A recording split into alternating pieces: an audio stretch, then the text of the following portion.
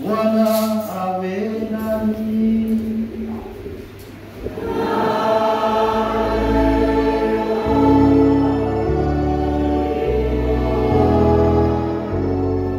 Somo la Injili takatifu lilivyoandikwa na Luka.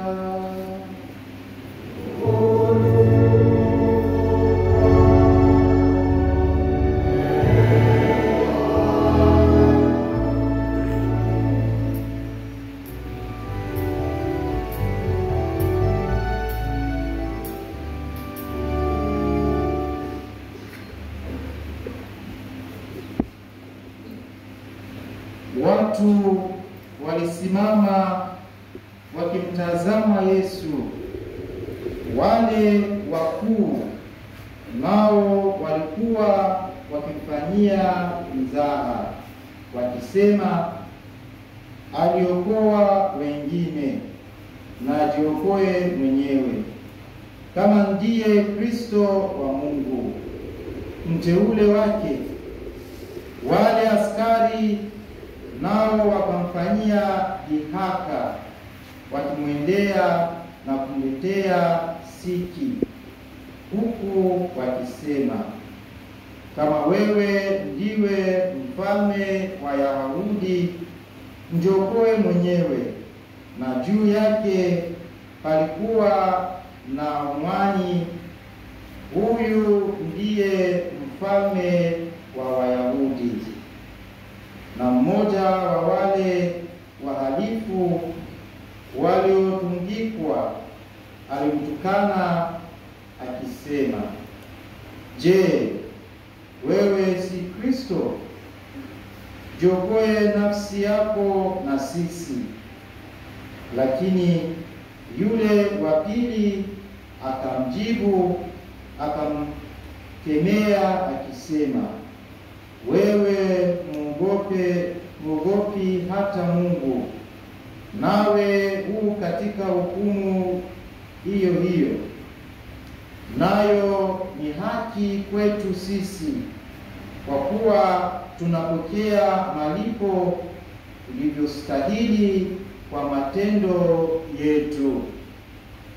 Bali huyu hakumtenda lolote lisilofaa. Kisha akasema, Yesu, nikumbuke utakapoingia katika ufalme wako. Yesu akamwambia, amin, nakuambia, leo hivi utakuwa pamoja nami peponi. Neno la Bwana.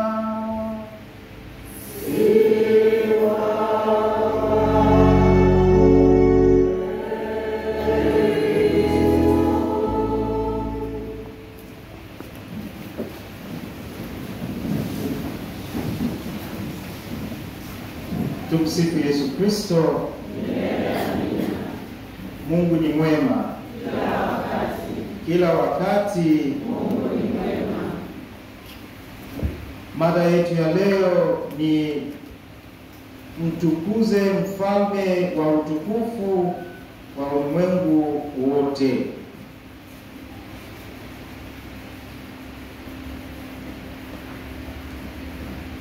Leo kanisa anatusisitiza ya sala ya huyu kwenye Injili ya leo.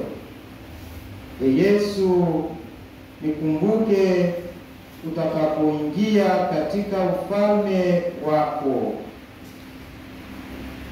Leo pia kanisa anatuambia kufanya Kristo mfalme wa moyo yetu, mfalme ya familia yetu pia. Tumsifu Yesu Kristo. Amina. Baba Mtakatifu Pius 11 alianzisha sikukuu ya Kristo mfalme mwaka wa 1925 kwa sababu ya kuongezeka kwa utaifa na kutukua na dini. Kupitia hili, kanisa lilitaka kuchukua ibada yetu ya Yesu kutoka kwa faragha ya mioyo yetu hadi kiwango cha juu. Hiyo ni pia kutangaza kwa kiburi utawala wake wa umma na wa ulimwengu wote kama mfalme.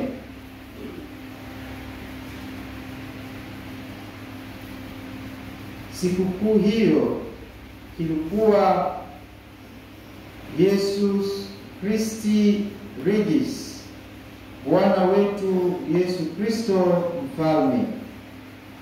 Hata hivyo, katika 1969 Baba Mtakatifu Paulo wa sita aliipa karamu hiyo jina jipya, Yesus Christi Universorum Regis, inabidi Bwana wetu Yesu Kristo mfalme wa ulimwengu. Aliliunua kuwa sherehe na kuanzisha sherehe yake Jumapili ya mwisho ya kila mwaka wa ibada. Tumsifu Yesu Kristo. Katika somo ya kwanza ya leo, Waisraeli wote waliungana katika kufanya Daudi kuwa mfalme. Sababu ni rahisi. Waliona ndani yake mtumishi anayestahili. Hakujilazimisha juu yao. Badala yake, yeye alikuwa kweli, na kwa kauli moja aliacclaimed kama mfalme wao, kama sisi aliacclaimed Kristo mfalme wetu leo. Hakuchukua heshima juu yake mwenyewe kwa sababu alijua kwamba hakuna mtu anayechukua heshima hii kwake. Waibrania sura 5 aya 4. Tukijinyenyekeza, Mungu atatuinua watu wetu. Watoto watatoa ushuhuda wa furaha kwa uwezo wetu kwa kuongoza. Katika somo la pili, Mtakatifu Paulo anatukumbusha kwamba Mungu ametuumba mahali katika mfalme wa mwana ambaye anampenda. Hii ni habari njema. Kwa hiyo tunaposherehekea leo, tujulishe kwamba kama tunavyojulisha utukufu wa utawala wa Kristo, kwamba tunatangaza utawala wetu juu ya ulimwengu huu na nguvu zake. Katika Injili ya leo, Pilato na Wayahudi kwa ujinga walipanga njama ya kumkemea Kristo mfalme wao. Badala ya kumkubali, walifanya mioyo yao kuwa migumu kwa wito wa Mungu wa kushiriki katika ufalme na utukufu wake. Sherehe yetu leo si dhihaka kama Wayahudi na wahalifu wasiotubu walivyofanya. Badala yake ni sherehe ya kweli ya utawala wa ulimwengu wa Bwana wetu Yesu Kristo. Kama Wayahudi wa wakati wa Kristo, baadhi yetu tunachukuliwa na kile tunachokiona katika ulimwengu huu wa sasa. Baadhi ya Wayahudi wa wakati wa Kristo wanawakilisha wale wanaoamini kwamba kila kitu kinaishia hapa duniani. Hili ni kosa kubwa, kwa sababu mfalme wa ulimwengu huu utapita, lakini utawala wa Kristo na ufalme ni wa milele. Kristo mfalme wa ulimwengu wote ni mfano wa kuigwa kwa wafalme wote, watawala, watoa maamuzi na viongozi. Anajali, anapenda na anaishi kwa amani na watu wake. Yeye ni mchungaji mwema, hakimu mwadilifu na mfalme mwenye huruma. Yeye ndiye mfalme pekee anayetutendea kama ndugu zake, dada zake na marafiki. Tumsifu Yesu Kristo. Tunalala? Haya, tunaendelea. Kristo mfalme wetu wa ulimwengu wote ni wa kimungu, lakini anashiriki katika ubinadamu wetu na anaturuhusu kushiriki katika asili yake ya kifalme na ya kikuhani.